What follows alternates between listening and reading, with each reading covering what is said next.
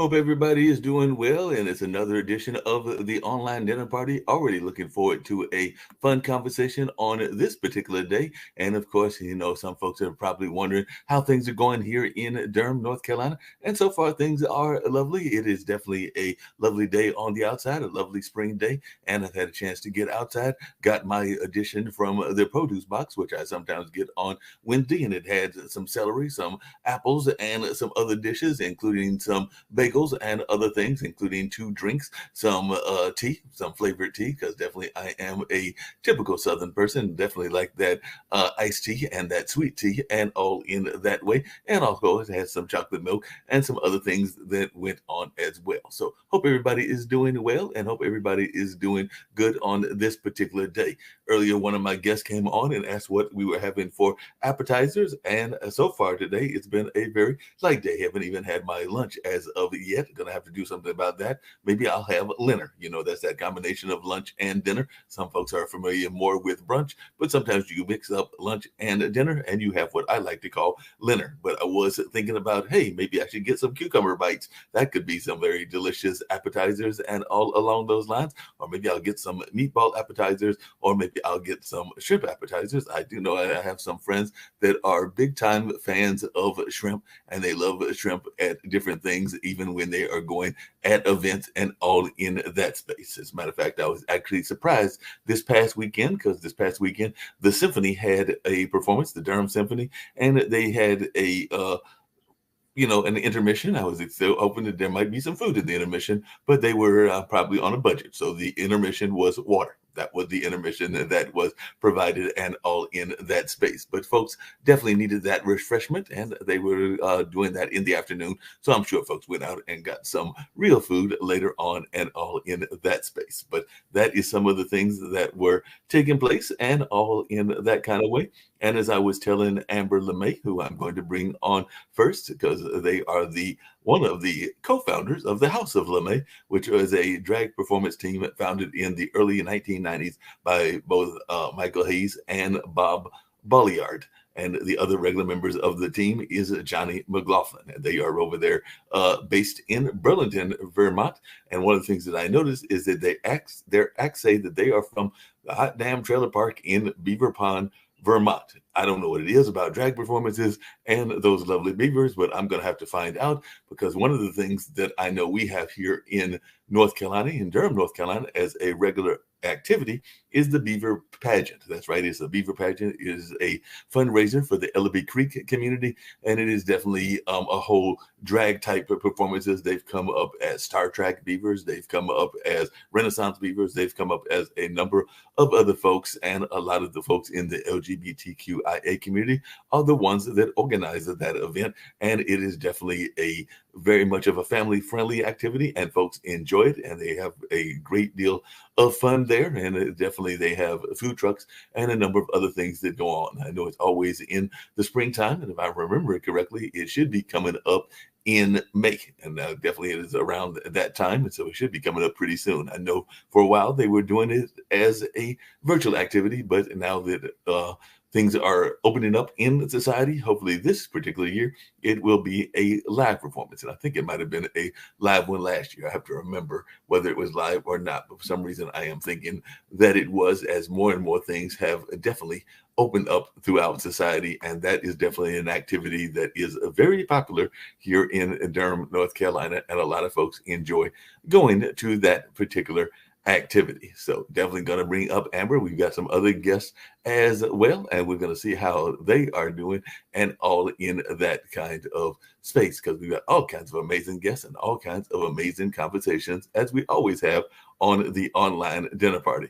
Also got some other guests that will be joining us as well. How are you doing, Amber? You had asked me what appetizers we were going to have, and that's the only thing I could think of was maybe I should have got some cucumber bites, or maybe I should have got some shrimp or some meatballs or things along those lines, but I have not got either one of them as of yet, but maybe that's what I needed to have had in that space. But Yeah, that's I'm here in the dressing room, and there's nothing. You've got nothing here in the dressing room. I need to put some stuff in the dressing room. I got to do something Yes. about that.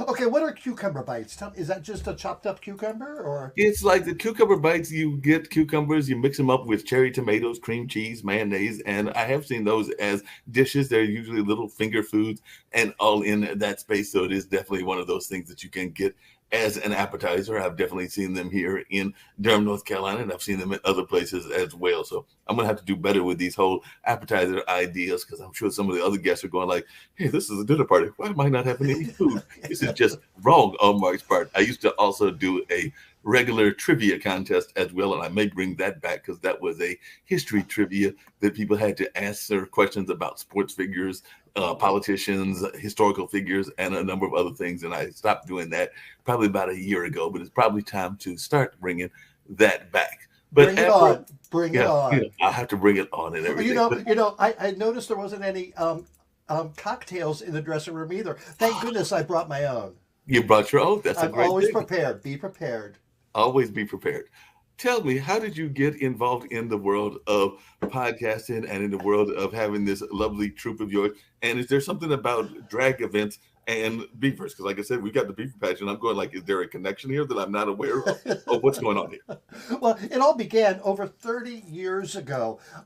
Mike Hayes, my good friend Mike Hayes, and I were a part of a group called Vermont Cares Cabaret Players, and we were raising money as men with other people for the Vermont Cares, which was the AIDS service organization at the time. Which, if you remember, 30 years ago, they needed a lot of help. So, but we wanted to do more. We wanted to perform otherwise, and so we went to a drag show in Burlington. At the time, Burlington wasn't that. There wasn't that much drag going on. Sure, at Halloween there was plenty of messes and dresses, but there wasn't any really drag performances. But then two people started performing regularly, and that was Cherry Tart and Yolanda. And we went to their show, and the crowd really liked them. They liked their material. They just liked seeing drag. And Mike looked over to me and said, "We can do that."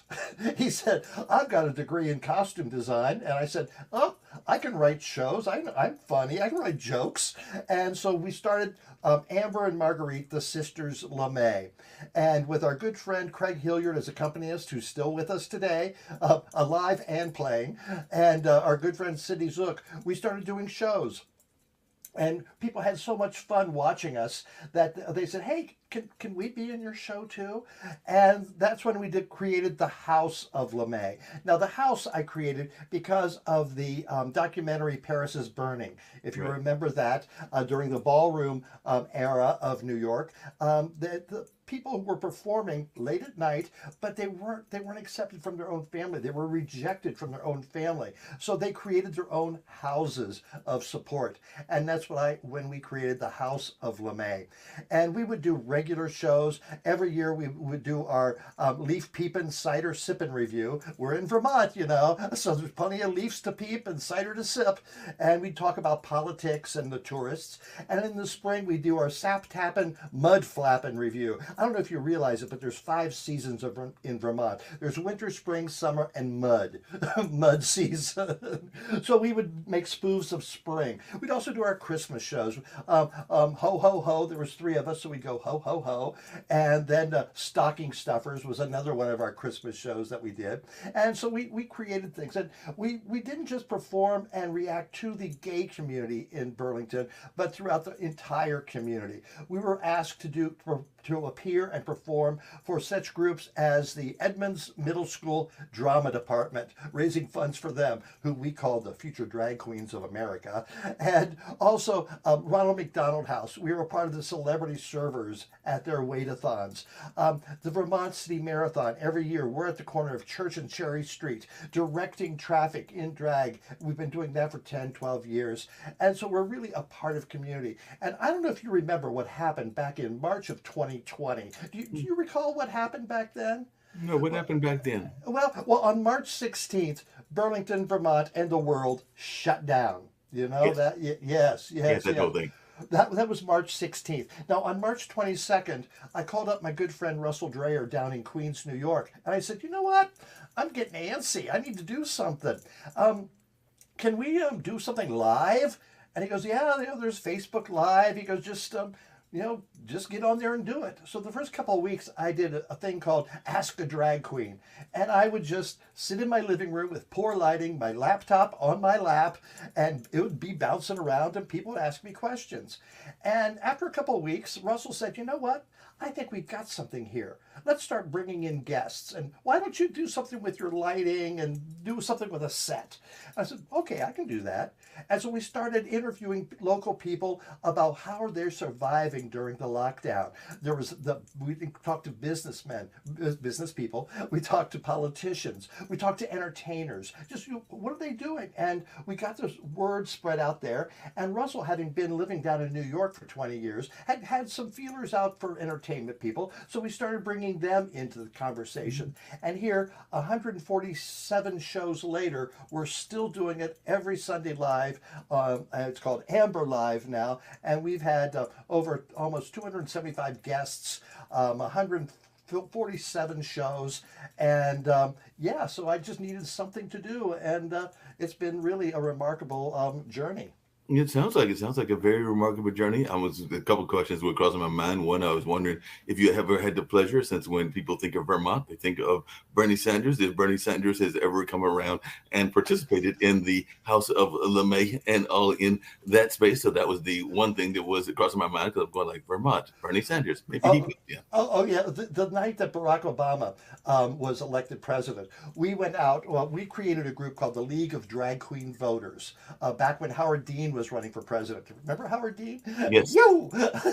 Well, we created the League of Drag Queen Voters, and our motto was "Don't blow it, vote." And so the night that Barack got elected, we went down to the big Democratic Party that was held at the local big hotel and dressed up in all of our finery. And there was a Peter Welch who had just got elected to Congress. We go, Peter, could you have a picture with us? He goes, sure. And Pat Leahy was there. And we'd already had pictures with Senator Pat Leahy. And then I saw Bernie across the room. And Bernie is not the most sociable person, as you may recall. And so I was keeping an eye on him. I go, okay, girls, Bernie's getting ready to leave. Let's go stand by the door. And so we're standing there by the door, and Bernie comes up. I go, excuse me, Senator Sanders, would you pose for a picture with us? And he goes, I will pose for you. And the picture is literally us going like this, and him going, like that. He posed for half a second, and luckily we caught it on there. But Bernie was mayor of Burlington. He was the congressperson from Vermont, and now he's the senator, senior senator from Vermont, and he couldn't be a more supporter of our community. It sounds like it and everything. Going to bring in some of our other guests as well. But the other question I had to ask you, because some of our folks that have been on the show oftentimes ask about this and everything, is how much of it is do you run into problems with the schools and everything? Because I know that there's been whole conversations where people are upset that folks that are performing in drag are going to the schools, and there's this whole conversation about indoctrination. I don't think anybody's trying to indoctrinate anybody, but I do know that that's the conversation that sometimes takes place. But I'm just wondering, has that something that you have run across? And if so, how have you dealt with it? No, well, like I said, we've been around for 30 years, so we are part of the community, and not just the gay community, the entire community of Burlington and Vermont. So we're well accepted, and drag queens are well respected and accepted here. I'll give you an example. A couple of weeks ago, Lucy Bell LeMay and I were invited to MC a fundraiser in Fairfax, Vermont. Now, Fairfax, Vermont has a population of under 5,000 and is in the middle of nowhere. And we've had a few friends from Fairfax, and like I said, they invited us to host their fundraiser for a child who needed a service dog to raise funds for that. And we went there, we got all dressed up, drove like 45 minutes up to Fairfax. We pull into the parking lot, and there's this huge pickup truck, and all we see is this huge flagpole out the back. The flag, we couldn't see the flag, but I went, oh my gosh, what are we getting into? Well, the wind picked up, and all of a sudden it was a big Bacardi rum flag. And I said, okay, I think we're going to be okay. And then we got in there, we did the show, and they couldn't have been more gracious and appreciative. And during the show, I made a comment. I said, I've do a live stream talk show, and I've talked to drag queens from all over the country. And you know what? If this was happening elsewhere, there would have been Proud Boys in the parking lot threatening you with guns as you walked in here tonight. And I'm so happy to be part of Vermont, whose state motto is freedom and unity, because that's what we're seeing tonight is freedom and unity. And we got a standing ovation. And as we left the building, men, burly Fairfax farmer men came up and said, "Can I hug you?" And it couldn't have been a better feeling or experience of a drag queen in America today. It sounds like it. Well, I'm going to bring in one of our other guests, and she's been backstage listening. And I know y'all were teasing it. You might need intervention. So we're going to bring in Dr. Lauren Kitts and all of those lives, our life coach, and all in that space and everything. So, how are you doing, Dr. Lauren? Sorry, I didn't have any appetizers in the back. So, I didn't have any. You know what, Mark? You're going to have to do better next time, man. You're going to have to do better. I'm the shrimp person. So, I'm going to need you to have some shrimp for me next time, please. Hey, and her green room was much better looking than mine. What is that? How you doing? And Amber does not need an intervention. Let me just say that. No needed. Well, I want to know, LMFT, Lucky Strike means fine tobacco? I mean, that's what you're close. You're okay, close. Okay. It means licensed marriage and family therapist. Oh, okay. So depending on the client that I'm seeing, I might need some Lucky Strikes. Okay. And being in Durham, North Carolina, I don't know where you are, but he's in Durham, could probably get some Lucky Strikes pretty cheap. Yeah. I'm in Texas. Okay. Well, who knows what you can get in Texas? We don't know what you can find in Texas and all of those places. Hey, Dr. Pitts, have you had to deal with any family therapy and interventions from those of our friends in the LGBTQIA community? Like I said, Amber's good, but have you had to have some other clients that were in that space and all along those lines? And what are some of the just life lessons and advice that you give to people in general to being authentic and true to yourself? So the answer to the first part of your question is yes. I mean, I treat everybody, mental illness and relationship wellness doesn't discriminate. So it's the services that I provide are for everyone. One of the biggest things that I advocate for is exactly what you said, being your authentic self. And if I might add, unapologetically. Mm-hmm. You have a right. Every human being has a right to be authentically who they are. It's not for me or, in my opinion, anyone else to judge or criticize or just be mean, hateful, and nasty. I tell people often that just because you may disagree with who someone is or how someone else chooses to live their life, how is that any of your business? How do you have a right to judge or criticize them or look down upon them or abuse, neglect, or mistreat them because you disagree with who they are? The flip side of that coin is they may disagree with who you are. Does that give the other person the right to mistreat you? No, it doesn't. I have a portion of my mantra, if you will, that I live by personally and professionally. And it's very simple. Meet everybody in a place of common humanity with an open mind and an open heart. If you can do that, and if you can focus on yourself as an individual and stop making it your business to judge and criticize other people, I feel like we're all works in progress.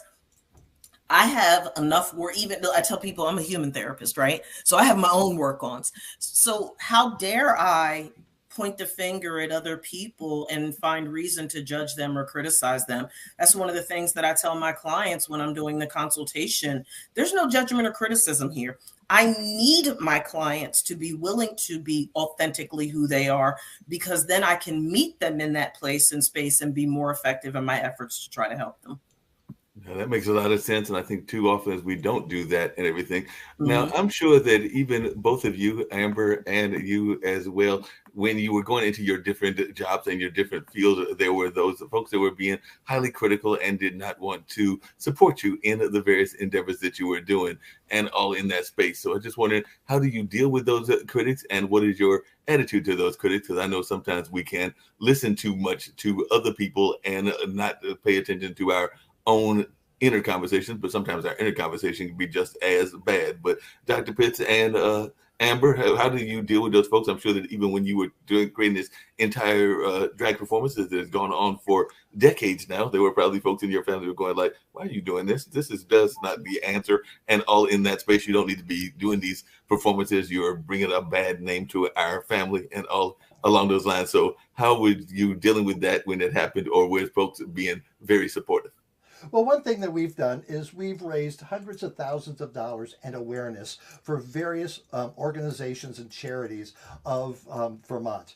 And so that ingratiates us to the general community. So we don't hear much backlash. There was one year, several years ago, we were walking down Church Street, which is the main marketplace here in Burlington. And it was the weekend of the Burlington International Jazz Festival, which we always just go and dress up and parade around and have people buy us drinks and pose for pictures.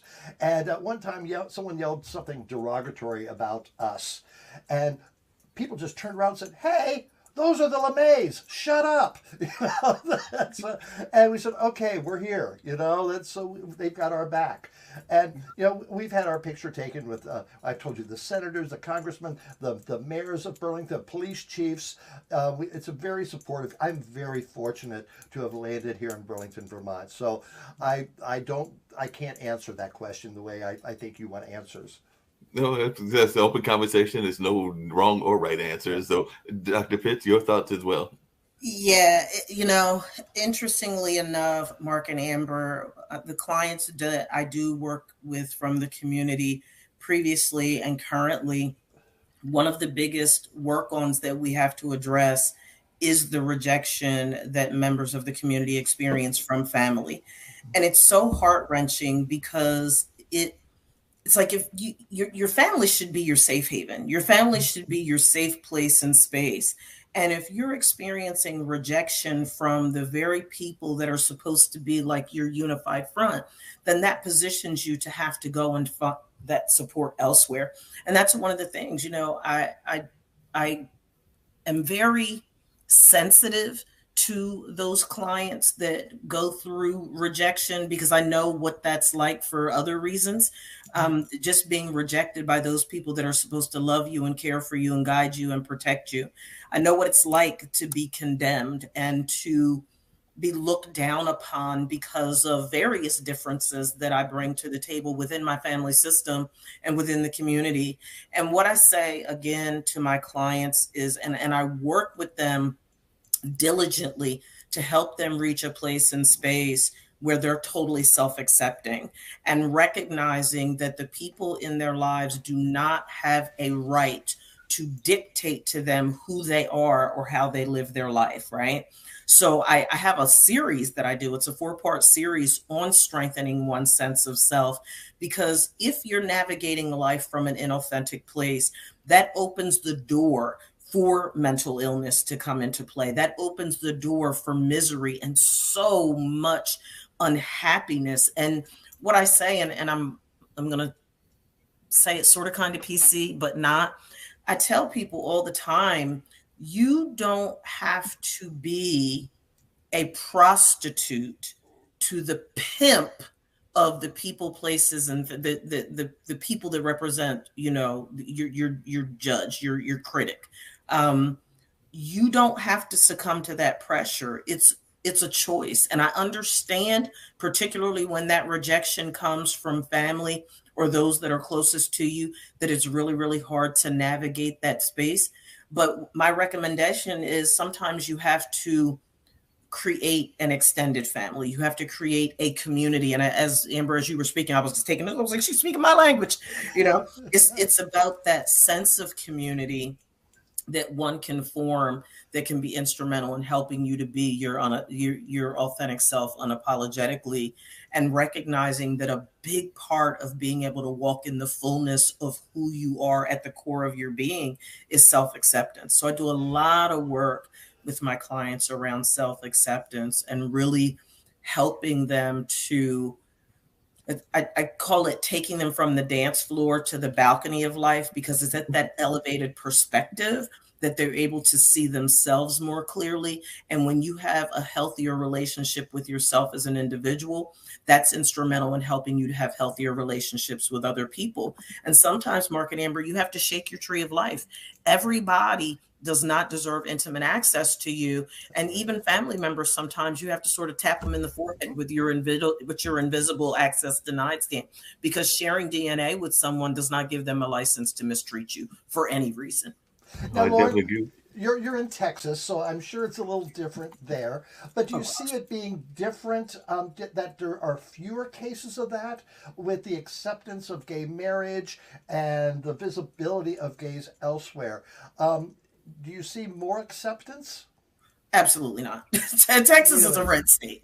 Texas is red. So there's, if I can be totally honest, and of course this is just my perspective. I can't speak for everyone.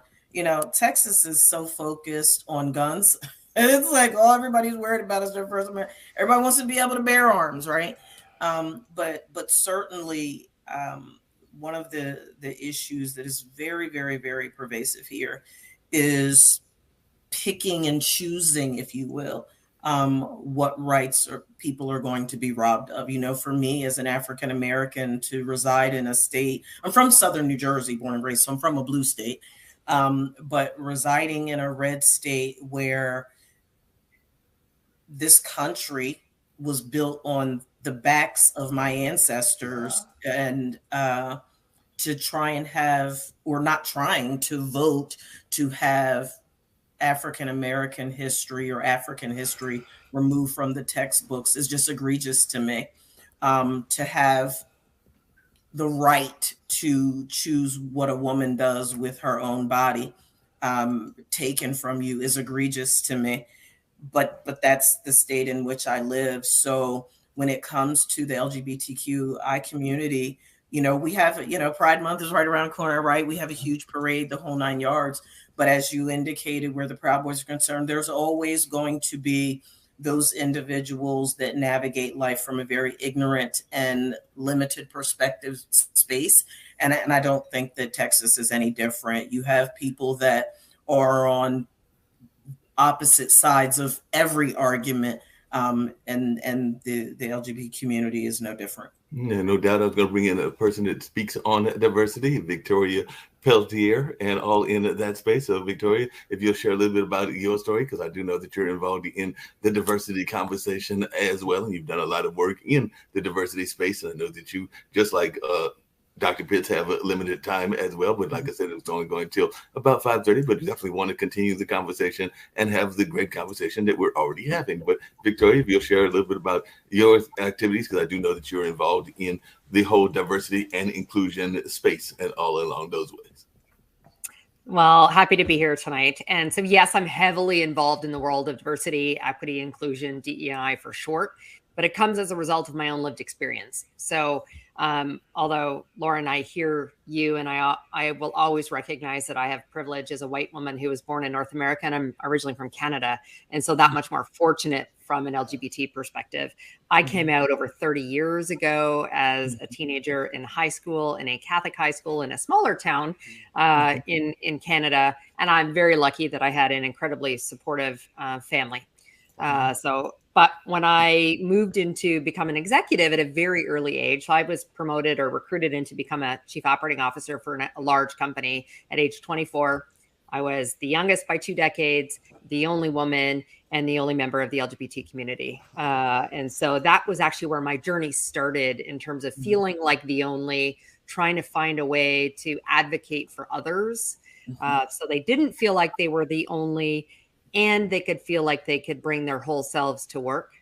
I also have 2 children, one of whom is a trans male.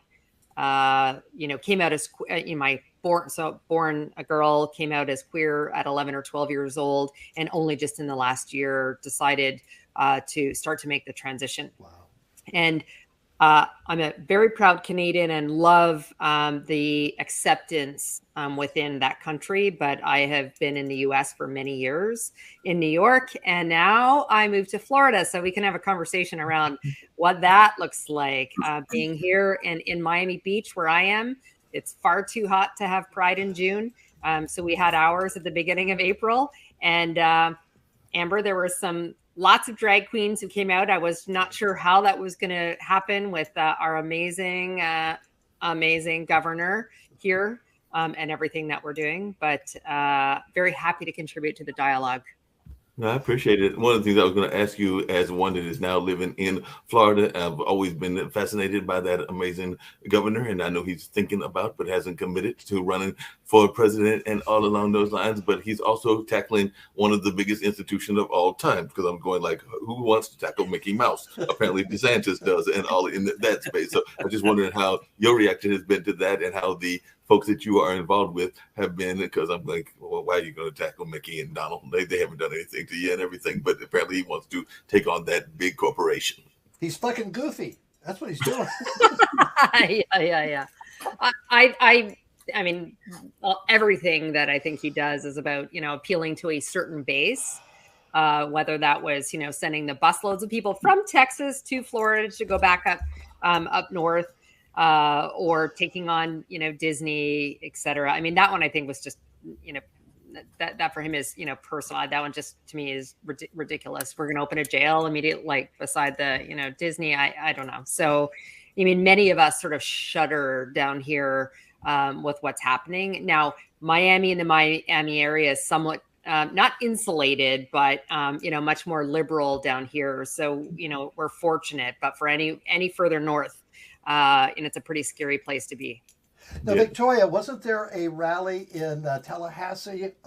Was it today or yesterday where the drag queens took buses to the state capitol? Yesterday, I think it was. Yeah, hundreds of drag queens were on the state steps of the state capitol there in Tallahassee. Protesting what the nonsense that's going on there, from the Don't Say Gay to the banning of books to the banning of drag shows. It's and I'm glad to see them taking action. Drag queens cannot just be in the clubs doing their acts and collecting the tips. They've got to be out there in the community saying, we're here. I hate the word queer, but get used to it. All right. And Harvey Milk had a great example when he was a politician in San Francisco. He said, we will not be accepted until we come out, until your neighbor knows that you're gay, until your boss knows that you're gay, that you are a human being, you're a good person, you happen to be gay. And so that's what I think the drag queens have to get out there and show their faces outside the spotlight. No, that makes a lot of sense. I've been actually surprised at some of the books that were banned, because I did see recently that in certain parts of the country, might have even been in Florida, the Bernstein Bears were banned. And I'm going like, now what have the Bernstein Bears done to anybody? But there were some other books. I think there was a book about Harriet Tubman that was banned by a certain community in Florida and all along those lines. So there have been some books that I couldn't quite understand what their reasoning was for those that wanted to ban that particular book. I mean, it'd be like banning Curious George. I don't know what a Bernstein Bear can do, and I don't remember reading that book, because that was a book that came up later than my own childhood and all in that space. But it's a bear. What can a bear do? Well, you know what? There are some magazines that I have about bears that I can see where some people might want those banned, but not the Bernstein Bears. Well, for those of us in the community, we know what kind of bears you're talking about.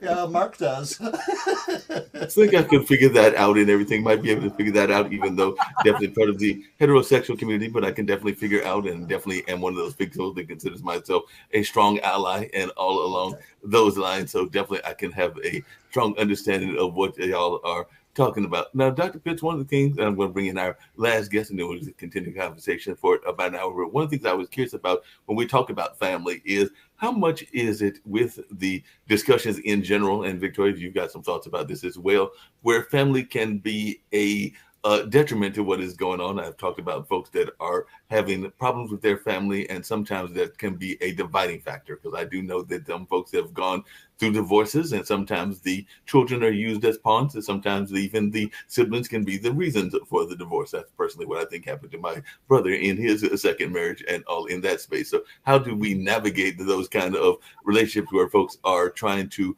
pull at you and manipulate you, or manipulate you as a member of the family unit? So clinically, we refer to that as triangulation. And that in order to address that properly, you have to be able to put boundaries in place, and they can't be porous boundaries. They have to be firm boundaries, but also understanding that family members, close friends sometimes can be some of the most difficult people to put boundaries in place with.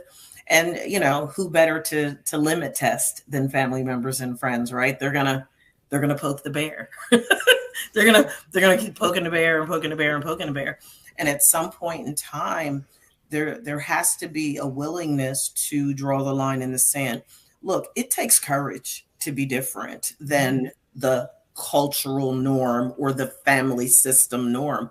It takes courage, but if you are going to allow yourself to be held hostage or victimized by your family, you'll pretty much allow yourself to be victimized and held hostage by anybody. I tell folks, who better to start with than your family? They can't get rid of, your family. You can pick your friends, but you can't pick your family. Well, Dr. Pitts, what if they disown me? And I said, well, do you want to live miserable?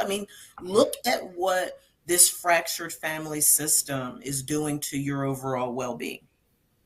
No, that makes a lot of sense. But speaking of that disowning concept and everything, I sometimes think, and I'd love to hear everybody's thoughts. And Victoria, you got some other thoughts around the family and friend aspect. But sometimes I think that we don't live our own dreams. I do know that even in business aspects, I have had situations where friends of mine have had a dream or a ambition or a agenda that they had in their mind, and then they would try to pull you into that agenda. And sometimes you might get lost in it because they are so much big on their agenda that you might even be losing your own agenda. And I've definitely seen that where folks have even tried to get me to join collective organizations when it comes to business umbrellas and things of that space. And I'm going like, well, one, that sounds like one person's in charge, and I might not have that same direction that you want to go within the umbrella, and who appointed you leader and all in that space. That's just kind of my attitude when I've had that approach given to me twice. But I was just wondering, how can we put those limitations on our friends? Because oftentimes our friends, including some of our business colleagues,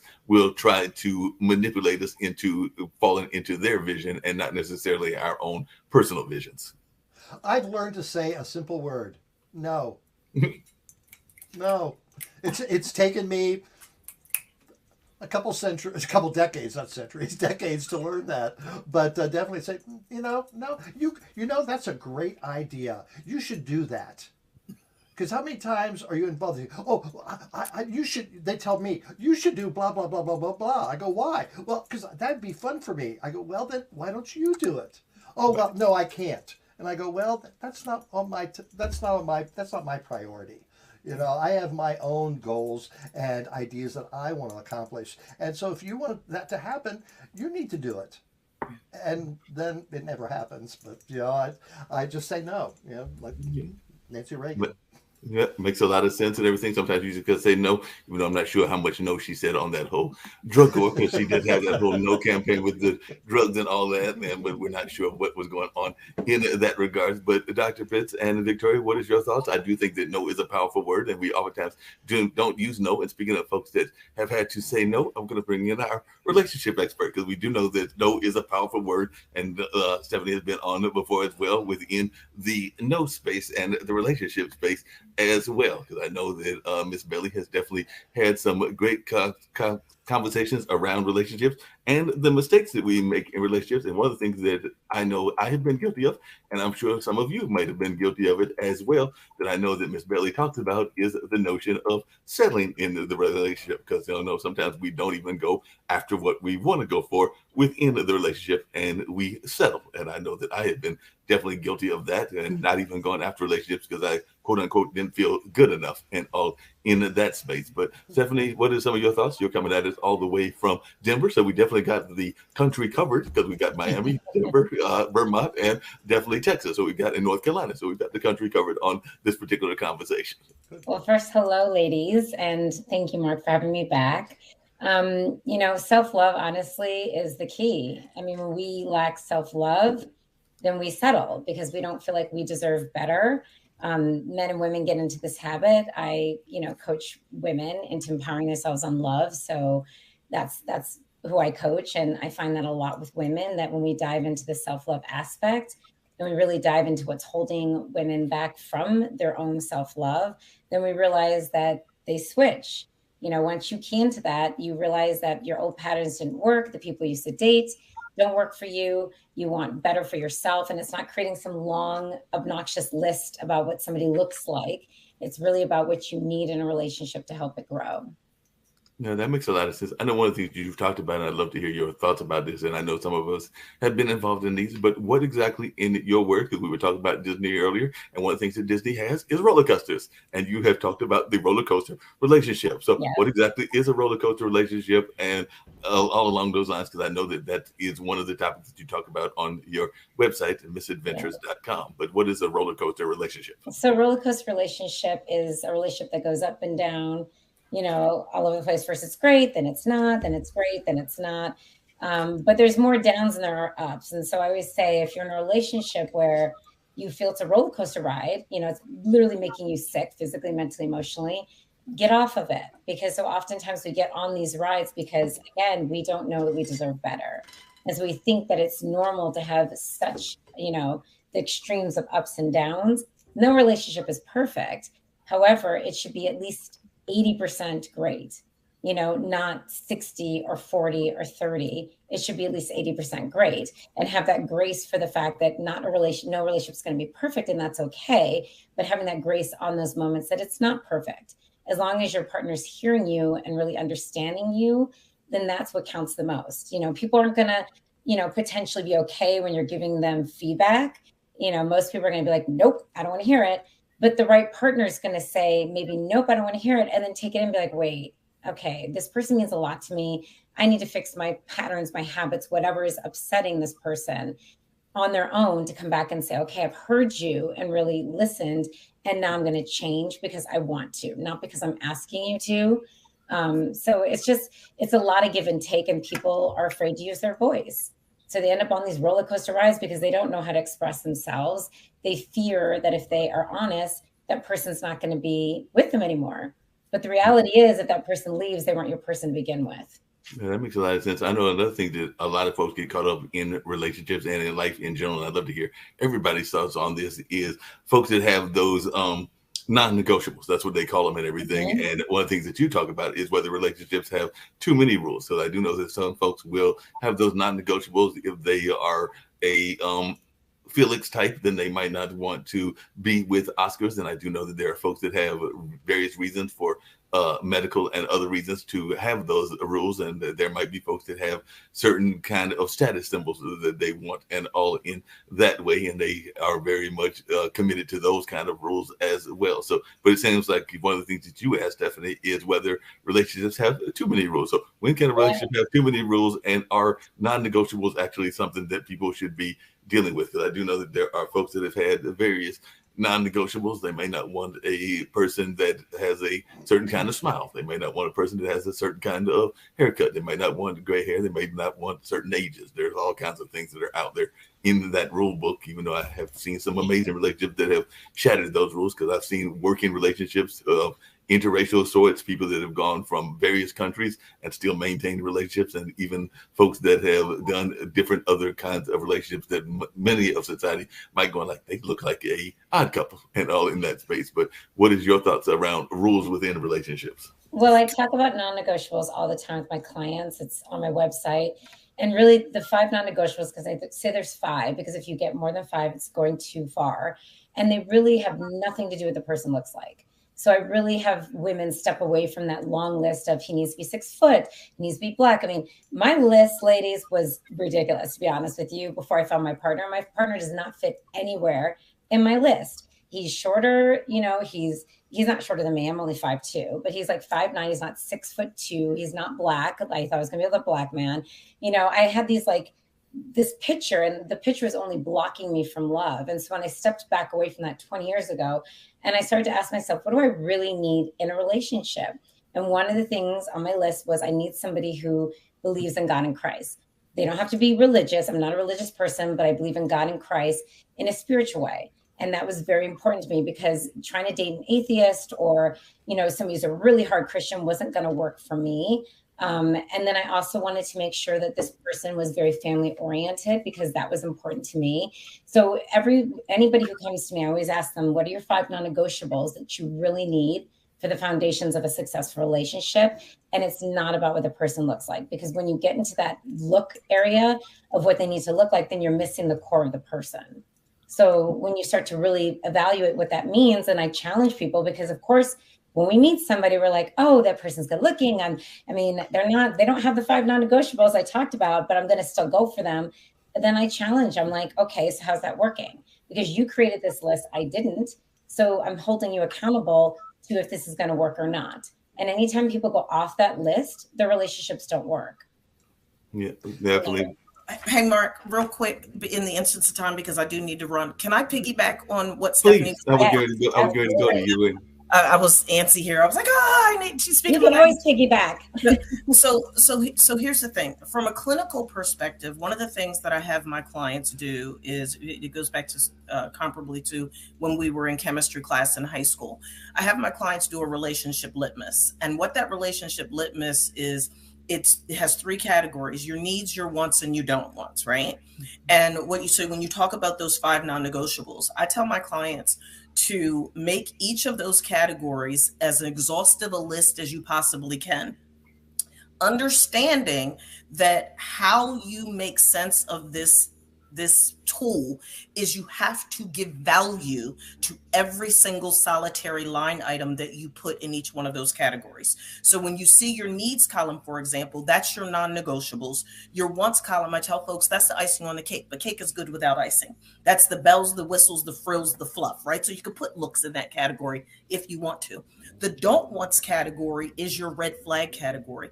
What I'm finding clinically after doing this work all these years is that people fail to recognize that they're the common denominator in every single solitary relationship that they found themselves in. And oftentimes what we all do is we find ourselves in relationships with people that mirror ourselves. So when people hop from relationship to relationship to relationship because they have attachment issues, because they have mommy and daddy issues, what ends up happening is they're in one fractured relationship after the other, after the other, after the other. They don't take the time to heal. They don't take the time to find out who they are authentically at their core. So every new relationship they find themselves in, they're going in as an imposter. So the person has no idea who they're really in a relationship with. The person that's entering the relationship doesn't even know themselves. So how can you really get to know the person?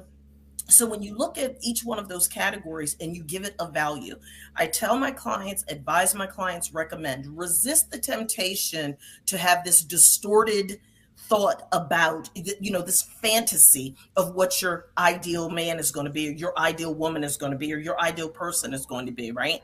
So in that needs category, don't rate everything a 10. What you're going to do is you're going to use that Likert scale, with 1 being not very important to me, 10 being highly important to me, and it's going to be a skewed scale, right? So for example, Stephanie, to your point, Christian and Christ and spirituality is high up on your value list. For me, that's one of them, but it's respect, right? So respect might be a 10, might shock the heck out of people, but for me, fidelity is like a 6 or a 7. I'm not tripping because I'm not validated by your presence. It's nice if you're going to be faithful, but everybody, to each his own, right? The wants category, again, that's not the deal breaking stuff. That's the icing on the cake stuff. That don't wants category is where people get in trouble, because as Stephanie said, they're ignoring the red flags. If you're rating something a 1, 2, 3, 4, or 5, those are serious things that you need to pay attention to, because they can morph on you. You're rating something a 6, 7, or 8. That's like real serious. You better be paying attention, because now you're in intervention territory. 9 or 10, that's a deal breaker. You better be running through the hills and be like, hey, look, but here's the thing. You're the common denominator in every relationship. So if people do that relationship litmus and then they give themselves permission to be honest with themselves about themselves, and they use that litmus to evaluate every relationship that they've been in, those behavioral patterns and themes are going to emerge for them. And they're going to be like, hey, it's more than just me settling, because as Stephanie said so beautifully, I don't love myself. So you know what? I'm finding myself repeatedly in relationships with people that validate the low opinion that I have of myself. And then I want to make crazy statements like, all men are dogs. All people are gold diggers. They're just using me up. They don't, they can't be trusted. Well, they're a reflection of you. Mm-hmm. That's all I wanted to add. No, Preach that makes a on. lot of sense. Yes, That I makes a lot of sense. love you, Lauren. I gotta I go. love you, Lauren. I got to go, and I've had a quick question, and Yes. I've always got that last statement that I get from everybody, so I'm gonna throw that to you in a minute. But I was gonna just ask a quick, short question to them, and I got a quick question for you, but it won't take more than a minute or two. But apparently, commitment is one of the things that I know a lot of people, and I definitely want to get into that conversation with Stephanie and everybody else is with, and definitely Amber and Dr. Pitts were getting on me because apparently I did not have enough commitment to leave appetizers in the room and everything, and all in that space. So that being said, Stephanie, what kind of wines and drinks did you and Victoria need in the room, in the back dressing room, and all of that for the dinner party? Because apparently I did not bring enough food to the dinner party, so I've got to do better in all of those lines. So I just need to know from now to what I needed to bring next time so we can have this correct dinner party with the right dishes and all. Well, I'm super into Linner, so when you said Linner, I was like, yes, I love Linner. I love Linner. That's I'm a Linner person. Yes, so we'll bring some Linner. What about you, Victoria? What I need to bring next time that I invite y'all so that we can have the right dinner? Well, cheese and charcuterie goes a long way, almost anywhere, and some great green olives. So all of that together with, I don't know what, Amber, you've got in your cup there. Mine is sadly only water, but red wine.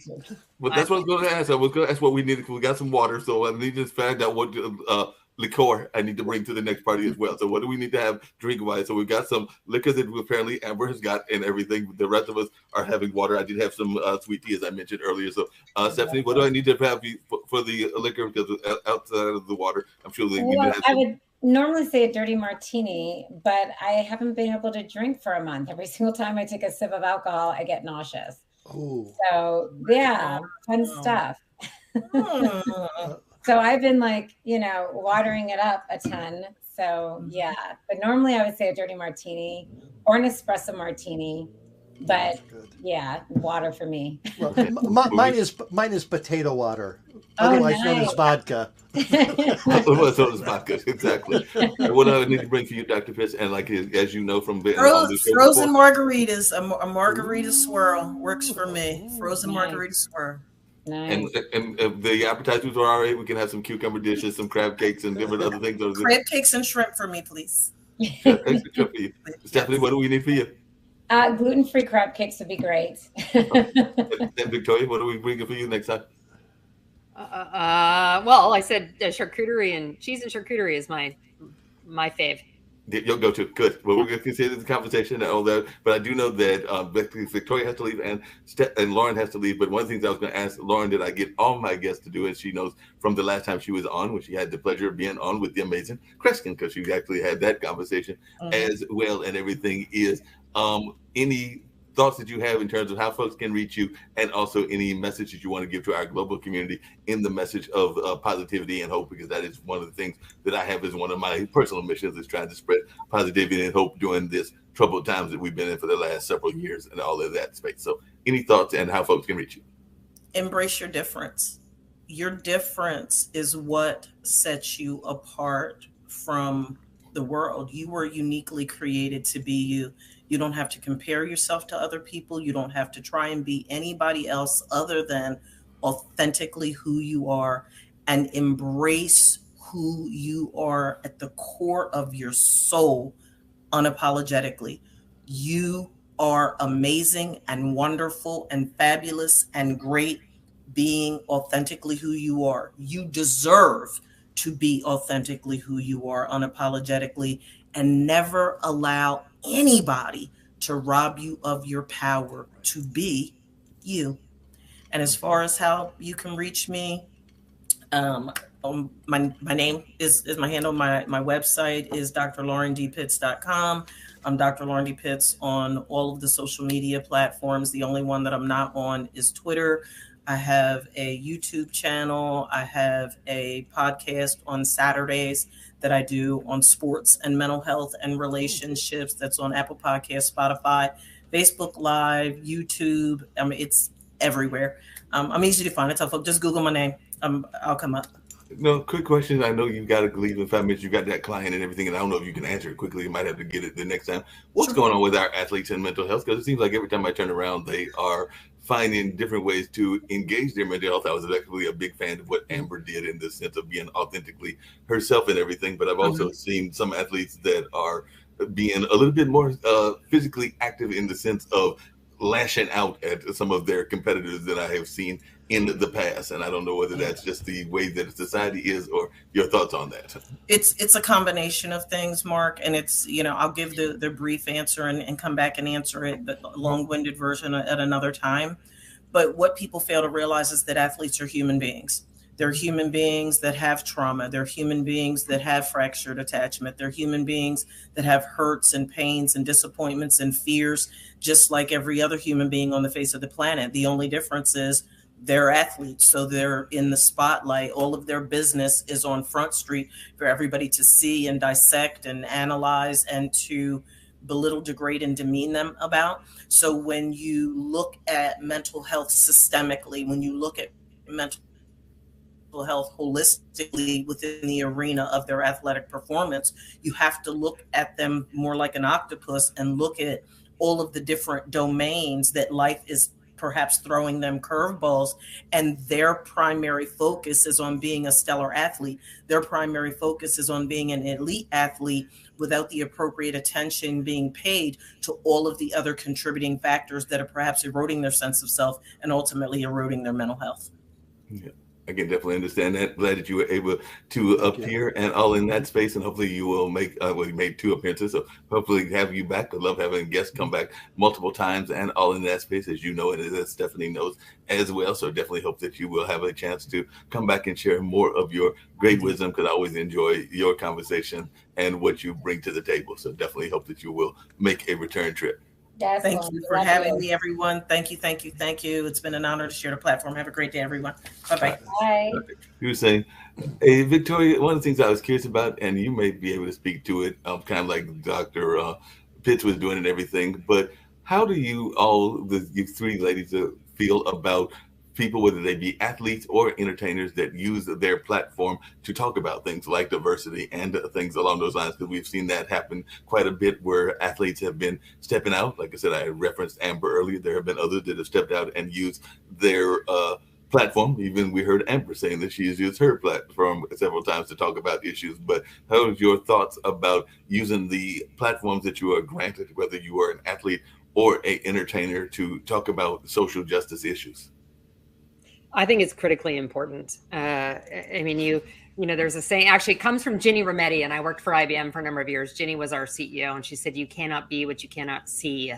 And so when we talked about diversity, and I think that's critically important, is to use the platforms we have. I often tell people, like, our voice is our power. And so for me, I know when I first joined IBM, actually, I was asked to be one of IBM's out executives, of which there were only 30 worldwide. And what I recognized is that there were people who needed to see others like them. And by the way, I identify as queer. So, and I've today's, the Lesbian Day of Visibility, I identified for a few years as a lesbian, but I was married to a woman for 11 years. To my husband now, we will celebrate 10 years together at the end of this year. And so particularly, not falling on either end of the spectrum and recognizing fluidity was important also. And so I use that as the platform for others to engage, to let them know, that it's, they could come out and they were going to be supported. Having a trans child as well, and talking about what that's been like in supporting my child as a parent. And so I think it's critically important, but I do understand the challenge that some people in business and sports or others, why they're fearful of it. And we've certainly seen the ramification for some over the last number of years who've made that choice. But I think if we want to make progress, we want to see the needle advance, not just for LGBT, whether it's, I as you said, Mark, I do a ton of work from a DE&I perspective. So a lot of that's around the advancement of women and gaining gender parity, but also taking a look at people of color. We have so far to go. Fortune 500 companies, only 53 women and only 6 Black CEOs. Like, that is clearly not representative of our population. So we need to be doing, much better. So I would say to that question, like, I would encourage those who have a platform, and even those who don't. We're all leaders, whether we have hierarchy or a title behind us or not, to advocate and speak up. No, that makes a lot of sense. I was just wondering to both of you, Victoria and Amber, what your thoughts were around the whole controversy with the beer commercial and what was going on with Dylan Mulvaney and all in that space. Because we definitely saw a lot of pushback when a certain major corporation decided to put a image of a trans on their beer campaign and all in that space. And there's been a lot of pushback from the conservatives. But I'm just wondering y'all's thoughts on that. Well, about that, who cares? Budweiser chose to do that. Good for them. If you don't like their beer, and many people don't, and the people who are saying, "Oh, I'll never drink Bud again," they weren't drinking Bud in the first place. All right. But getting back to what Victoria was saying, using your voice, I always say use what you got. And I'm fortunate to have some confidence and the ability to speak out on things and a platform to do it. So I'm using what I got. Now, as Bob Bolliard, the man, I wouldn't have the impact on what I say. But as Amber LeMay, the drag queen, people are paying attention to me. At first, they might just say, "Oh, what's that freak saying?" But once they listen to me, they might agree or just start thinking about what they're saying, what I'm saying. So I just use what you got. And, I want celebrities. I want to know how they feel. I want to know what their opinion on things. Because I tell you, there's some who I hear what their opinion is. I don't listen to them. I don't go to their movies. I don't want to give them any money. So I do value that. So I want them to speak out. Show us who you are. And that might be different from other people think. Yeah.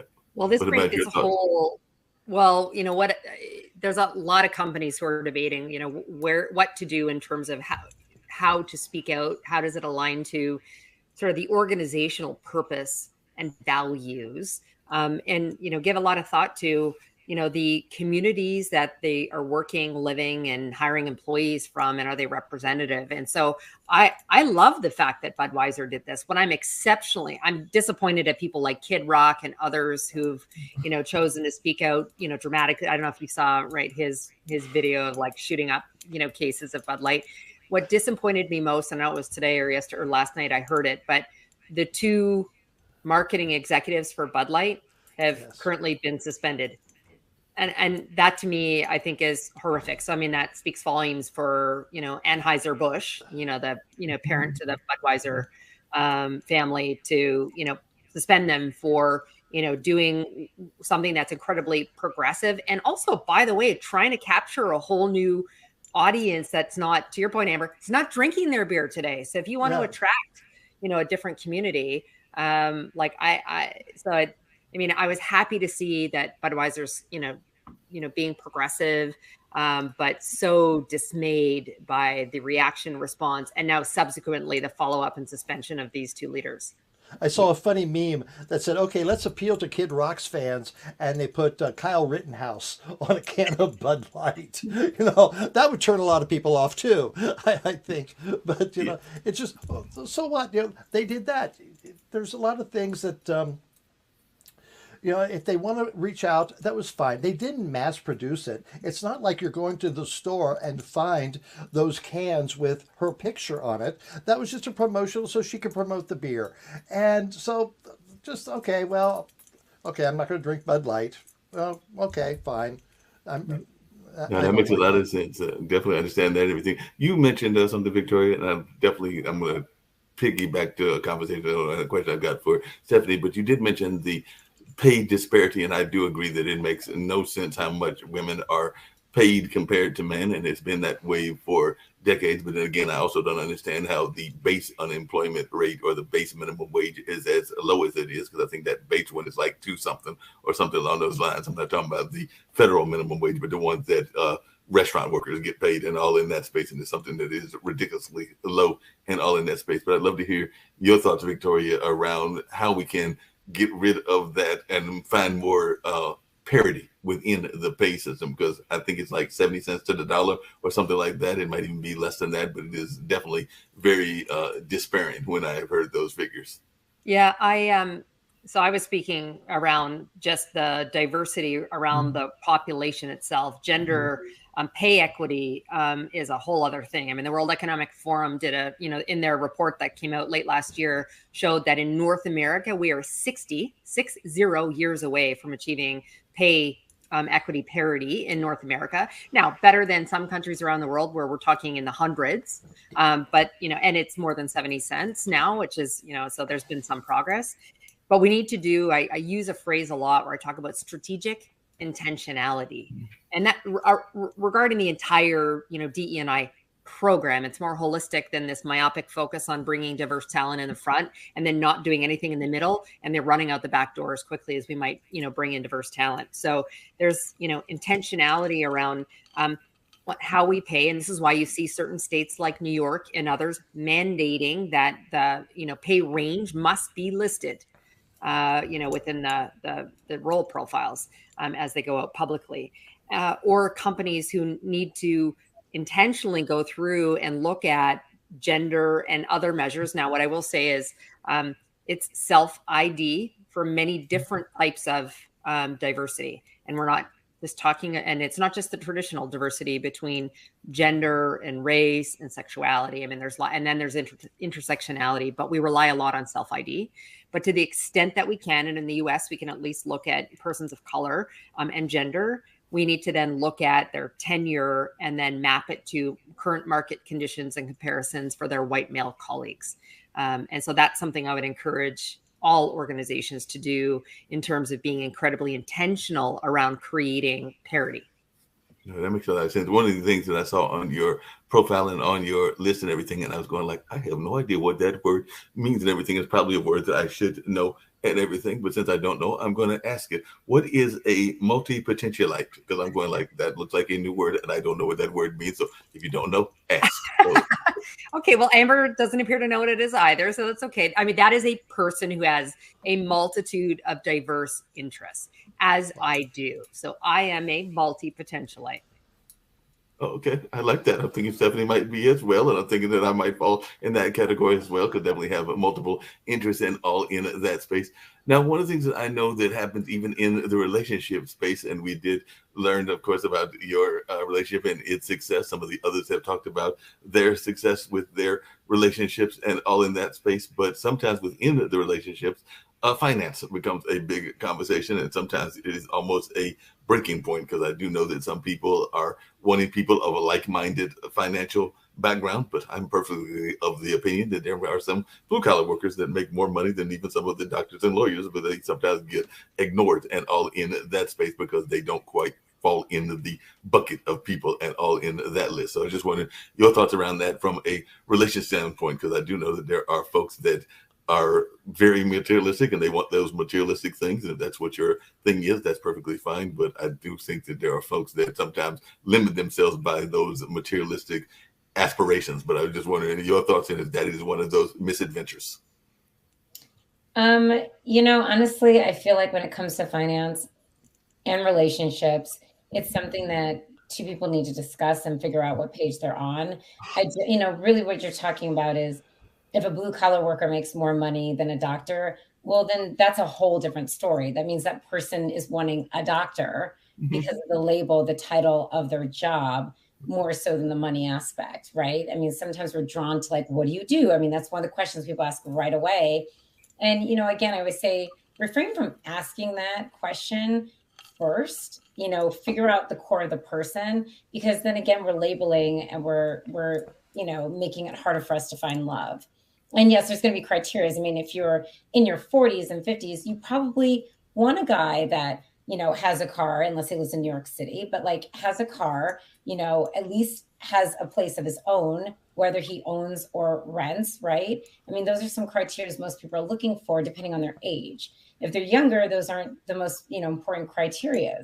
So it just depends on your age group and what you're really looking for.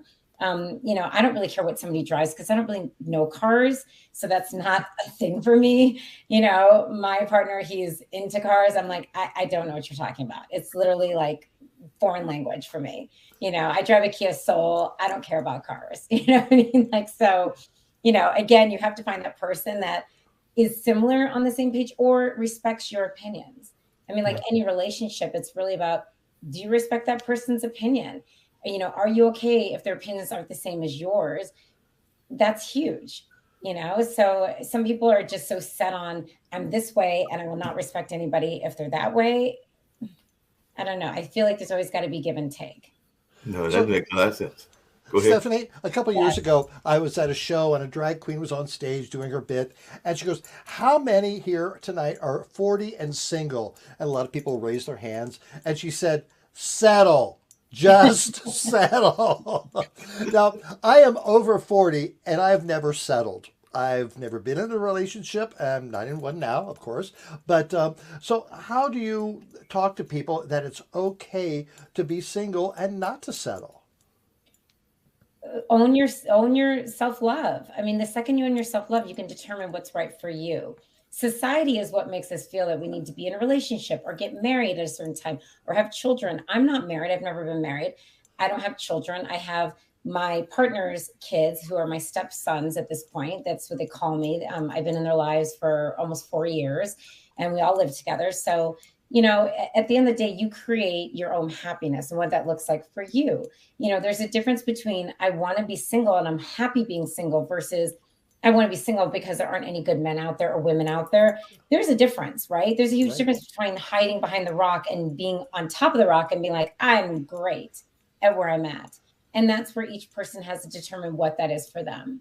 No, and it's definitely along those same lines. I do know that there is a large population, some that are in the LGBTQI community, but some that are also in the heterosexual community that are in quote unquote non-traditional relationships. I have at least one or two friends that are in that whole multiple partner kind of relationships, and they are very happy in that relationship, and all the partners that are involved are working together, and they seem to get along in that space because they set the rules and they are living by the rules according to the way that they want. I've not heard any complaints from the folks that I know in that space, and there are definitely a number of folks that are in various swinger kind of communities because it's a bigger population that people like to recognize it as, and all in that space. But I don't know that because that's all those negative stereotypes about it, that it gets a lot of pushback and all in that space. So do you need to be comfortable if you are in those kind of relationships, or do you just kind of like keep those relationships secret? Because I do know some folks that are in those relationships that choose to keep them quiet, and there are others that are more open about it. That sounds like too much work for me. Oh, well, oh yeah, that's but more power to them. If it works for them, more power to them. That's how I see it. If it works for them, that's great. I also feel like if you're happy and you're in something, but then you're feeling embarrassed or, that you have to hide it, you have to ask yourself why. I don't feel like I look at it like everybody, whoever wants to be happy in whatever way, I'm okay with it because I feel that love rules us over hate. And if we focus on love, then the hate and the fear and all that other crap goes away. Because, if you're focusing on hate, it negates love, right? You can't focus on love and then still have hate. That's not how it works. No, So, but along those same lines, don't you find that some people are caught up in imagery? Because I do know some people that are not that open about the relationship they are in because the person might not be the quote unquote stereotype of what they are perceived as their better partner. Because I do know some people that if the person is, let's say, a little bit more on the chubby side, or maybe they're a little bit more on the handicapped side, they may be happy in a relationship when they're in the relationship, but then they will not necessarily make those relationships public. And I have seen that from a number of folks, but I was just wondering, how do you deal with folks when they're in those kind of spaces? Because I've seen folks that, they're like, won't necessarily bring their significant other out because they're afraid of the quote unquote ridicule that they might get because the person is heavier or is handicapped or whatever the limitations may be. That's the lowest of the down low. That's the lowest of the down low. Yeah. And here's the thing, it's lacking self-love. When you love yourself enough, you're not going to care what other people think. When you're so worried about what everybody thinks, well, guess what? Your life isn't yours. It's based on everybody else. And who wants to live a life where you have to be like, okay, what do my friends think? I don't care what my friends think. If I love somebody, I love them. And I'm bringing them around. And if my friends, which I don't have any friends in my life because I had to, as I call it, sweeping out, like you clear out the clutter when it comes to spring, summer, fall, right? Sometimes we have to do that with our friends. If your friends aren't supportive enough, and your friend should be somebody you can also vent to, right? And not then turn around and be like, wait, you said you were mad at him. It's like, and I'm great today. I want to be able to vent because I need to get it out. And I don't necessarily want to vent to him every single time I'm upset about something. That's when you have to have your good people around you that you can do that and feel safe. It's the same thing when it comes to relationship. Your friends and family, the people that love you should love whoever you love that's making you happy. And if you're too insecure to show that person, then you don't deserve the person you're with, frankly, is how I feel. No, that makes a lot of sense. But what do you think about those people that, and I did see what you said, Victoria, so I'm gearing to wrap up with everybody very shortly, but what do you say about those folks that are concerned about over communicating some of their feelings? Because I do think that some people are too quick to talk about their relationships. You just kind of alluded to it. And some things you might want to keep to yourself. And there are some things that you definitely want to share with your friends and families. But I do think that sometimes people over communicate what's going on in their relationships, and that can be problematic because some of that can then turn around and bite you in the backside because they may use it as a weapon and even sometimes undermine the relationship. So And how again, many how many of us have Facebook friends that we've already seen they've had 3 loves of their life this year? That's and you go, really? You just had the love of your life. Are you reincarnated? What's going on here? Yep. Well, to me, that's just people who, again, need that validation, right? It's when you're overly posting or you're saying, I don't, on my social media, I don't say that I'm in a relationship. I never have changed that because in my opinion, that doesn't matter. It's like, I'm not going to sit there and be like, oh, I'm in a relationship. Now I'm single. Now I'm in a relationship. No, like that's just too much. It's like, I don't need people's validation. And I also don't need people, reaching out and be like, oh my gosh, you broke up with that person. I don't need all that. So I really feel like, again, it's that self-love piece in all of us that when we gain that self-love, and it's not looking at yourself in the mirror or what you drive or the home you live in, the car you drive, all that stuff. That's not self-love. Self-love is that inner deep work that we have to do to say, my past is no longer my future, my present, or anything. It doesn't define me, and really understanding what that means. And a lot of times is getting deep into, what the relationships we have with our parents, the relationships with our friends, our coworkers, the people we keep in our circle that, can weigh us down and we don't even realize it. All of that makes a huge difference. And then once we gain that self-love tool, the world is like more clear. It's like all of a sudden you don't need glasses, you can see things more clearly and you're like, wow, like I don't need these people in my life because they actually are bringing me down. No, that makes a lot of sense. I was curious, and this is the last question about the relationship. Do people still ask? Because I do know some friends that are very much big on their astrological signs. I know that I'm definitely a Cancer, and sometimes I feel like a typical Cancer. So other times I don't. But do they still ask that question in relationships, or is that so passe that it's so 70s it's not funny? Some people ask it, but I always say look beyond. It's like I'm a Leo, I'm a Cancer Leo. According to the signs on the 22nd at 10 a.m., Cancers are no longer Leos come out. I'm 948. When I was younger, I was like definitely, I guess, more of a Cancer.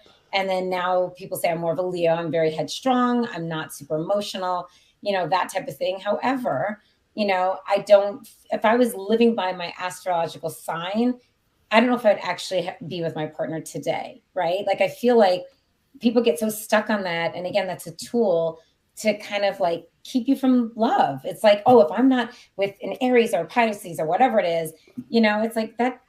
The core of a person is the core of a person. Yeah, there's the sunrise and all that type of stuff, but you can have 2 people on the exact same birthday and they're completely different people. No, absolutely. I'm on the cusp of Aquarius and Pisces. Ooh. And so someone did my chart once and then though, wow, you're interesting. I have the best and worst of both. So yeah. Sounds like it, everything. Victoria, what are you? What's your sign? Yeah. I'm a Taurus, and I don't. I mean, I know, bullheaded, loyal, which does actually describe me, but I couldn't tell you about the other signs and whether they work well together or not. I've never otherwise followed it. I hear you. Like I said, get ready to wrap up, but I definitely want to get to Victoria first and get ready to wrap up with everybody since it's almost at that 1:30 mark and all in that space. But Victoria, if you can share folks how they can reach you and any messages of positivity and hope that you would like to share and any thoughts that you have. And of course, I'll go round robin. I'm actually going to have to throw on because I've been enjoying this dinner party in my sneakers, in my socks. So not even the sneakers. I've got to throw on my sneakers since I've got to go to work after we're done with the dinner party and all in that space. But that being said, if you'll do that, I'll go off screen, but I'll start with you, Victoria, and we'll go round robin. So Victoria, Amber, and then Stephanie, but definitely start with you, Victoria. Great. So I'll start with the, positive message first. So we talked a little bit about this today around sort of expectations, et cetera. I often tell people you are the CEO of brand you. And so you decide how far and wide you want to go. You're going to define what success looks like for you, and don't feel the pressure put on by other people. That comes the same when it around your own personal brand and how you build that. What's the legacy and impact you want to lead? And my favorite quote is "Everything you've ever wanted lives on the other side of fear" by George Adair. And so for growth, we need to face the challenge and lean into the things that make us really uncomfortable. And time again, and, it will become much more natural, maybe not innate, but much more natural. And where can people find me? So I have worked very hard on my brand for many, many years. So if you Google me, I'm the first many, many pages that come up. But I do have a personal website, which is victoria-pelletier.com. I do a ton of writing. I've written some books, podcasts, and media appearances are there. And I am a professional speaker. So you can find me there and then connect out to whatever your other favorite social media platform is from my site. Very good. Well, I loved your favorite quote there. And I think mine is, if not now, when? I think it was attributed to Robert F. Kennedy, but I think it's been said by many, many people before him. But I think, especially in these days and this day and time, if not now, when are we going to change? When are we going to do something? When are we going to stand up? So that's what I think it needs to be happening now. I do my show Amber Live every Sunday night, 8 o'clock Eastern. You can check it out on amberlive.tv. If you want to Google me, Google Drag Queen Vermont, and I'm going to show up. I'm going to be right there at the top. But I want to thank Mark so much for having me here tonight. I've really enjoyed talking to all of you. Thank you very much. So Stephanie, take it away. Hi. I would say my biggest positive that I can leave you with is love. When you focus on love and loving yourself, that's the key. That's really the key to happiness. You have to gain that happiness within yourself first, not try to seek it throughout others. And once you do, you will be truly happy. And whether you want to be in a relationship or whether you want to be single like Amber, you're going to find that happiness, that true happiness inside of you. Wait, I didn't say I want to choose to be single. I said I'm happy to be single. Oh, I thought you were choosing it. I'm happy being single, but if Mark came along, I might. Ooh. But yes, whether you want to be single or you're just happily single, right? That's the key. And you can find me on my website, miss-adventures.com. I'm on Instagram under miss_adventures with an S_coach. Stephanie Bailey is on my Facebook as well as my LinkedIn. And then also I have a Miss Adventures page. I'm also a published author. I've been in 3 books that have made #1 bestseller. Those are also on my website as well. And yeah, that's what Amber, hate to disappoint you, but I've been trying to track down both Holly Berry and Layla Roshan, and none of them are available at the moment, but I'm still actively looking and all in that space. I know they're out there. Stephanie's going to help me find them. I don't know how she's going to help me find them. She's in Denver. It's closer to California than all of that space. I'm actually trying to figure out those folks. I know Dad had a thing for Pam Grier back in the day and all in that space, but those are some that I've been trying to track down, or at least a lookalike to them and all in that space. So like I said, trying to find those folks in that kind of space, but who knows, maybe they're out there.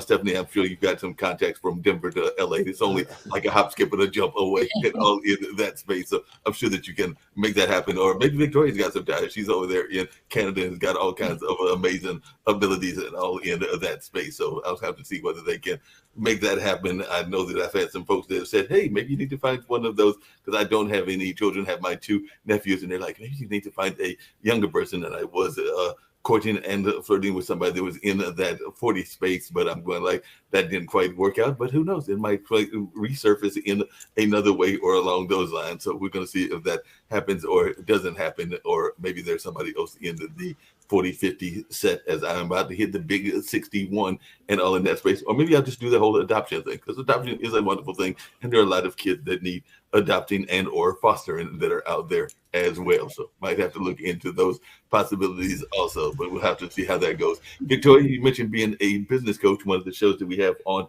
Thursday is Barbara H. Smith, who is a celebrity trainer and a coach herself and a business speaker and all in that. And I know that she oftentimes is surprised at the introductions and all along those lines that people give her, because she sometimes finds that they are very staid. So she sometimes gets folks to tell a unique story to be an icebreaker, so it's not just the people reading the bio. So I was just wondering, is there a way that you get folks to introduce you when you're on that is different from other folks as we're getting ready to walk out the door? Because I know she does this whole thing about being an engineer at a certain age, a race car driver at a certain age, and all of this, and it's very young ages, and you learn how those stories maneuvered and happened and all in that way. Well, that's part of my story. Become COO at age 24. To eventually become, CEO at 41.